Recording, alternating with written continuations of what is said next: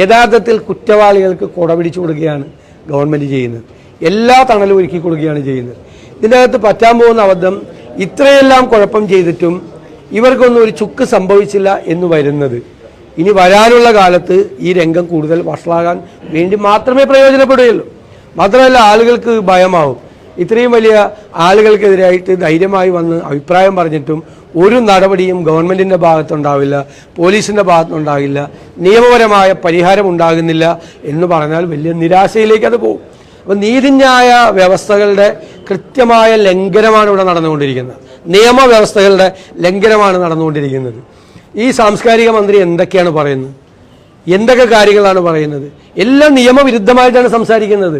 സത്യപ്രതിജ്ഞ ചെയ്ത് അധികാരം ഏറ്റെടുത്ത മന്ത്രിമാർ ഇപ്പോൾ മുഖ്യമന്ത്രിയായി പത്രസമ്മേളനം നിർത്തി. കംപ്ലീറ്റ് ഈ വിഷയം വന്നതോടുകൂടി അദ്ദേഹം കാണാനും പോലുമില്ല. ചോദ്യങ്ങൾക്ക് പോലും വന്നാലും അദ്ദേഹം നിങ്ങൾ ചോദിക്കുന്ന ചോദ്യത്തിനൊന്നും മറുപടി പറയില്ലല്ലോ. അദ്ദേഹത്തിന് ഇഷ്ടമുള്ള ചോദ്യത്തിനല്ലേ മറുപടി പറയുള്ളൂ.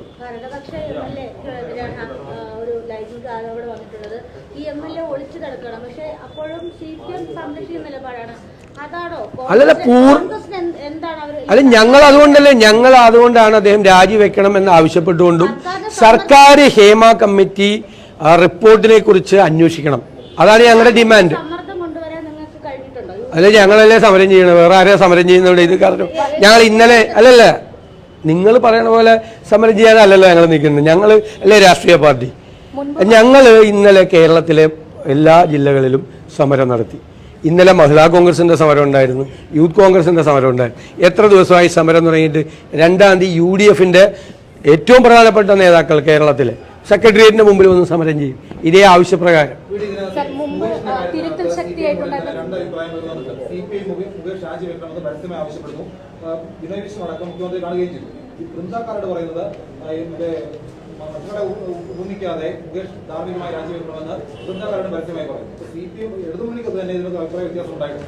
അത് ഞാനൊരു കാര്യം ആദ്യം പറഞ്ഞല്ലോ, ഈ കാര്യത്തിൽ ഒരു തീരുമാനമെടുക്കേണ്ടത് മുകേഷും CPM ആണെന്ന് പറഞ്ഞു.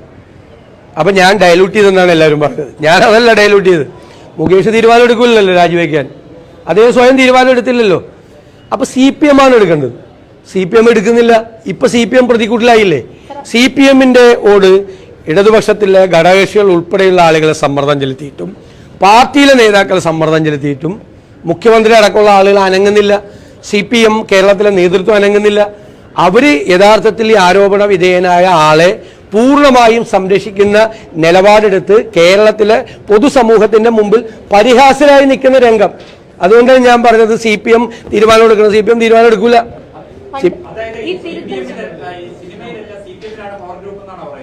അല്ല, തീർച്ചയായിട്ടും ഇവരെ സംരക്ഷിക്കുന്ന വലിയൊരു മുഖ്യമന്ത്രിയുടെ നേതൃത്വത്തിലുള്ള വലിയൊരു സംഘം CPMൽ പ്രവർത്തിക്കുന്നുണ്ട്. ഇവർക്ക് പൂർണ്ണമായ സംരക്ഷണം കൊടുക്കുന്ന ഒരു പവർ ഗ്രൂപ്പ്. അതിലെ അവിടെ വൃന്ദാകാരാട്ടിന് എന്ത് കാര്യം, അവിടെ ആനി രാധയ്ക്ക് എന്ത് കാര്യം, ബിനോയ് വിശ്വത്തിന് എന്ത് കാര്യം? അവർ ദുർബലരാണ്. താങ്കൾ സൂചിപ്പിച്ചതുപോലെ പവർ ഗ്രൂപ്പ് മുഖ്യമന്ത്രിയുടെ നേതൃത്വത്തിലാണ്.